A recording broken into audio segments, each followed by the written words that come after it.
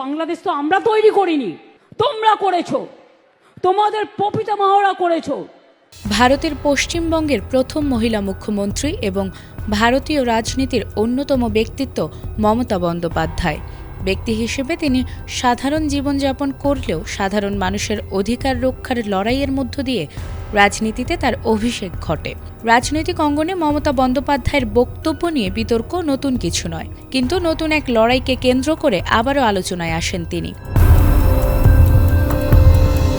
গত 22 ডিসেম্বর কলকাতার নেতাজি ইনডোর স্টেডিয়ামে তৃণমূলের বুথ লেভেল এজেন্টদের সভায় মমতা বন্দ্যোপাধ্যায় অভিযোগ করেন নির্বাচন কমিশন বিজেপির হয়ে কাজ করছে।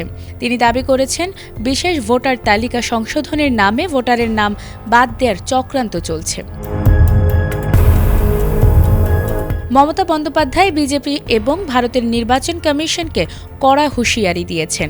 তার মতে রাজ্যটিতে ভোটার তালিকার বিশেষ সংক্ষিপ্ত সংশোধনের মাধ্যমে বাংলা দখল করার ষড়যন্ত্র চলছে।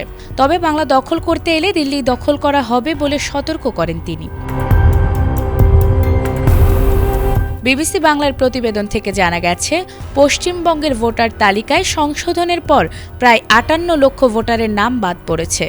যেসব রাজ্য ভোটার তালিকায় সংশোধন চলছিল তার মধ্যে পশ্চিমবঙ্গ সহ 5টি রাজ্যের খসড়া তালিকা মঙ্গলবার প্রকাশ করেছে নির্বাচন কমিশন।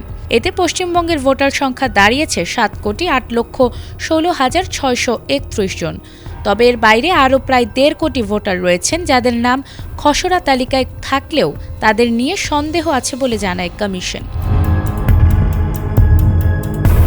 এ বিষয়ে মমতা বন্দ্যোপাধ্যায় বলেছেন, এসআইআর করে ভোটার বাদ দেওয়ার মাধ্যমে বিজেপি ও কমিশন বাংলাকে দখল করতে চাইছে, কিন্তু সেই চেষ্টা ব্যর্থ হবে।